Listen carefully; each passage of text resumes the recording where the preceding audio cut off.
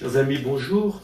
Le père Thierry Hénaud Morel, recteur, et moi-même, Guy Fournier, son adjoint, nous avons décidé avant-hier que chaque jour, nous allions poursuivre une méditation qui alterne un jour une parole, un commentaire d'un psaume, et l'autre jour une parole de Louis et Zélie.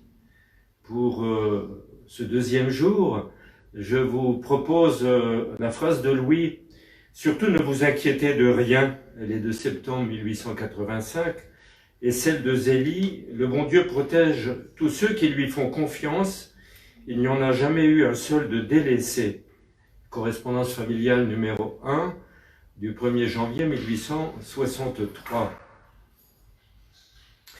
En faisant le choix au sanctuaire d'Alençon d'alterner ainsi des paroles de Louis et Zélie et des paroles de l'Écriture, nous parcourons le chemin proposé par la première lecture du passage de Deutéronome hier, qui invite à faire le lien entre la parole de Dieu et la façon dont elle est reçue et dont nous la mettons en pratique, dont nous la faisons vivre au quotidien.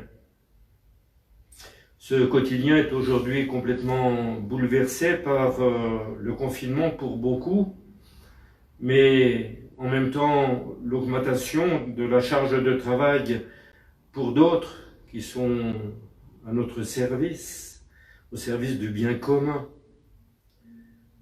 Nombreux à être peu occupés, il ne faudrait pas que nous devenions préoccupés en cette période anxiogène. Lors de l'ouverture de la béatification de Louis et de Zélie à Alençon en 2008, le cardinal Sarieva Martins disait « Les époux Martin ont laissé le parfum d'une sainteté au quotidien qui ne fait pas de bruit. » Ce quotidien de Louis et Zélie, c'est un cheminement vers la paix du Seigneur, à la manière du don du Christ ressuscité quand il salue ses disciples. La paix soit avec vous.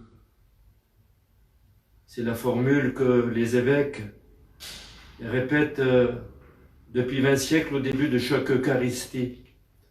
La paix soit avec vous. Et c'est aussi l'exhortation finale à la fin de chaque vraiment Eucharistie. Allez dans la paix du Christ. Cette paix vient comme une réponse à la question tellement lointaine et tellement actuelle du psaume 4. Qui nous fera voir le bonheur? Une question qui nous pousse à dire, mais Seigneur, notre bonheur, c'est d'être habité par ta paix. Cette plénitude de sérénité faisait dire à Louis, alors très éloigné de ses filles lors de son pèlerinage en Europe centrale et qui se terminera en Italie, surtout, ne vous inquiétez de rien.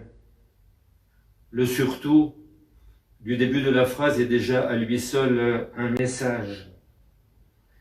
Cette attitude de se laisser habiter par la paix du Seigneur semble évidente chez Louis. Ce sera un cheminement parfois plus complexe chez Zélie, qui devra entrer peu à peu dans cette attitude.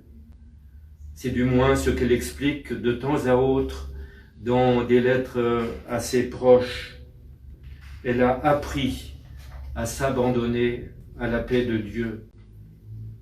Cette attitude d'abandon lui fera écrire à son frère Isidore le 1er janvier 1863 « Le bon Dieu protège tous ceux qui lui font confiance, qui ont confiance en lui. Il n'y en a jamais eu un seul de délaissé. » Cette lettre de vœux de 1863 est d'une étonnante actualité pour nous en ce temps de pandémie qui change tant de choses dans notre quotidien. Cette lettre de Zélie, qui est une longue lettre, est un véritable projet de vie. Avant d'affirmer que Dieu protège tous ceux qui lui font confiance, comme je le citais tout à l'heure, Zélie va d'abord exhorter son frère à s'abandonner au Seigneur. C'est le début de la lettre. Ensuite, elle l'invite à la vigilance sur ses choix de vie. Et pour éclairer ses choix, elle l'invite à la prière. Ce n'est pas tout. Elle lui demande de vivre une prière, mais une prière solidaire, si j'ose dire, une prière ouverte. Rends-nous le service d'aller chaque jour à Notre-Dame des Victoires, toi qui habites auprès, et ce pour toute la famille. Nous pourrions résumer en disant, participe à nous mettre sous la protection de Marie, nous qui sommes ici à Alençon et qui ne pouvons pas nous déplacer à Notre-Dame des Victoires. Quelle actualité! Nous pourrions aussi nous mettre à méditer sur la suite des paroles de Zélie dans cette lettre, après qu'elle ait demandé à son frère d'aller prier et allumer des cierges à Notre-Dame des Victoires.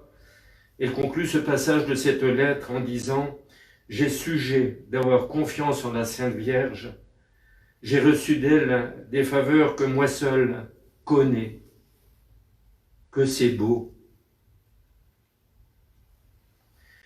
Chers amis auditeurs, en cette fête de Saint-Joseph, protecteur de la Sainte Famille, soyons habités de ces paroles de foi de Louis et de Zélie.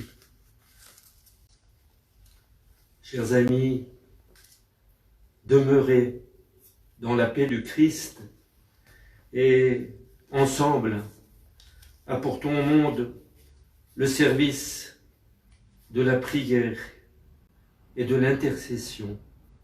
Il en a tant besoin.